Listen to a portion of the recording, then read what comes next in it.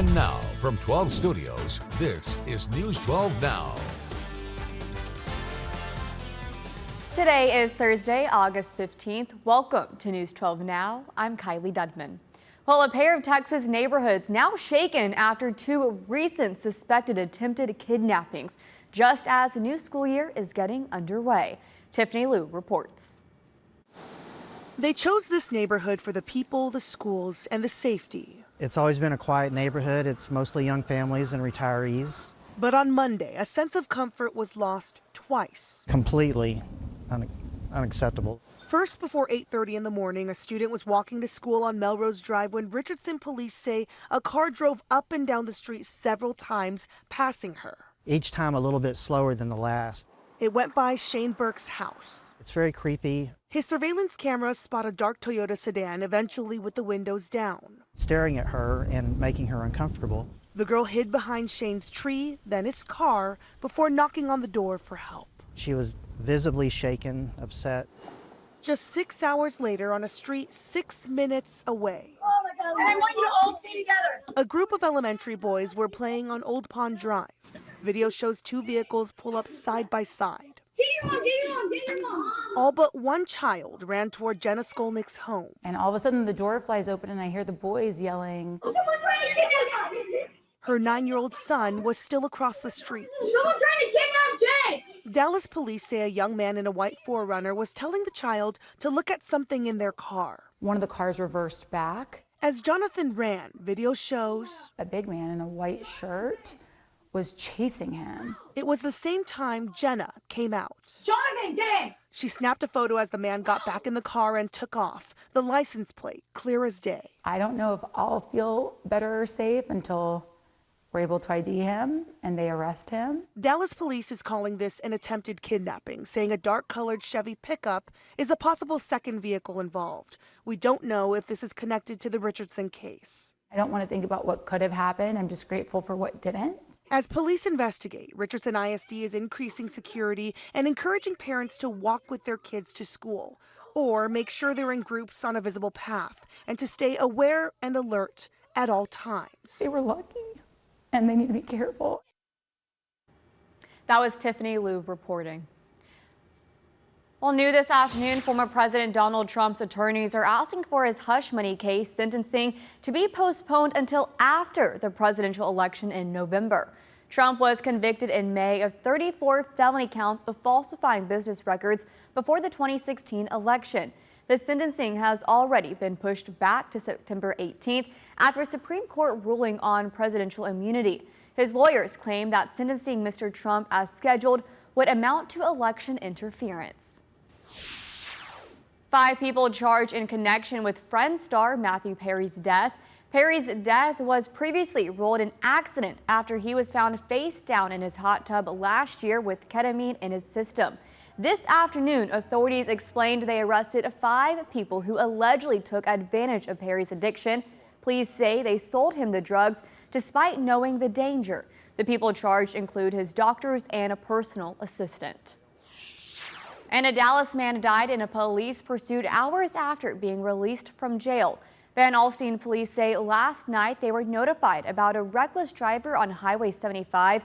When police tried to pull over 37-year-old Adelio Lomas, he sped off.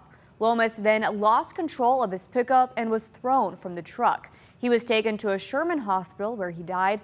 Police later learned the pickup he was driving was stolen from McKinney and that Lomas had just been released from the Collin County Jail hours earlier. Here we are again, Texoma, talking about another fairly hot day. Temperatures already well into the 90s for us. And yeah, it actually feels a little hotter than that, especially with the higher humidity values that we have in place. Yeah, everybody already feeling like the triple digits, so quite miserable out there. And we're only getting started on this heat. We still have several more days to go of this. Highs once again, eventually getting to the upper 90s to triple digits, maybe a few clouds around, and staying dry at least for the most part. So there is a heat advisory in effect for all of us here because it could be feeling maybe as hot as 108 heading into this afternoon. Staying sizzling for now, but there could be a pattern change on the way into next week, one with maybe some possibly cooler temps and rain. We'll talk about it here in a little bit. Construction is underway this week in Durant on University Boulevard and 49th Avenue. This process removes pavement to later lay new asphalt on these roads. According to Durant's PIO, traffic is currently reduced to 1 lane, but work is expected to be finished by tomorrow. And around Texoma, gas prices have shot up overnight. News 12's Talia Munson has more about the cause and what to expect going forward. We're still in summertime. As I said, Labor Day is around the corner. Fluctuations are possible. You put 20 in, doesn't even make it to half tank. So like, it kind of gets expensive. It ain't pleasant. Locals who have to travel 30 minutes to work every day say they don't know what to expect. Like it was 2 something down the road here, and then I get here and it's 319. So I'm used to it. I should have filled up down that way first, but you know, it happens. But this comes as no surprise to AAA Texas. It says the overall market average is still down across the state. The typical pattern we see is prices spike spring and early summer, and then during the summer they can fluctuate, and then once we get closer to fall, they usually will go down, barring like a hurricane. Statistics from Gas Buddies show that there's already been a drop of about 10 cents a gallon from last week. As we get into the fall, more time below $3 a gallon is expected. Usually gas prices really start to decline in late September. We also switch back to cheaper winter gasoline in about a month. The reason? Demand for gasoline is starting to slowly decline as schools reopen. There's less summer vacations happening, less road trips. People are kind of getting back into their grind, so to speak. As gas prices fluctuate, a reminder to practice good driving behavior. Drive the speed limit, use cruise control when it's safe, and avoid accelerating quickly. In Sherman, Talia Munson, News 12. Well, today was the first day of school for Ardmore students as they head back to the class for the new school year. Schools throughout the district opened their doors to welcome students, teachers, and staff back from summer break. As students return to the classroom, they will find some new upgrades to their school. Ardmore Public Schools Interim Superintendent Andy Davis says several construction projects were made this summer to get their schools ready for the first day. Huge projects at Charles Evans. Water remediation, kind of keeping the water away from the building. Jefferson had a collapsed water drain, so we got that fixed this summer. So there's been a lot of projects that our maintenance staff have done this summer. Davis says they're excited for the new school year. And Ardmore wasn't the only school district headed back to the classroom this morning. Students at Durant Public Schools are now back walking the halls. With the addition of Ardmore and Durant going back to school, majority of our Texoma schools are now back in session. The start of a new school year can bring in a lot of exciting emotions, but it can also bring some nerve-wracking emotions as well. We caught up with a couple of Durant high schoolers this morning on how students can beat those nerves and enjoy the school year. Don't be afraid to put yourself out there and don't waste time because it goes by a lot faster than you would think. I would say it's important for people to be involved because you make bonds with people and it just helps you throughout your high school career. I would say just to enjoy it in the moment, every minute of every day. It really does go by fast, and I would just say to cherish your moments because it does go by fast. Those are some great tips right there. Coming up tonight on News 12, hear from the new superintendent of Durant Public Schools. Well, new school years always bring change, but some in Valley View ISD feel the effect of one new policy crosses a line. Senior Trent Sampson was diagnosed with cancer at the end of his freshman year. While going through treatment, Sampson lost his hair, so when he beat cancer, he grew it back out in celebration. But now, Valley View has put out a new dress code banning guys from having long hair. Trent and his family hope the school will change the dress code policy, but Trent says no matter what, he won't part with his curls. And a medically focused high school has opened up in Texas for high school students with an interest in the healthcare industry. Fox's Sean Robb has more. Happy hallways as the founding class of 9th graders walk into the Uplift Heights Healthcare Institute in West Dallas, a collaboration between Uplift Education Charter School System and Baylor Scott & White Health, the school with goals for students. And we wanted them to have a great overall experience.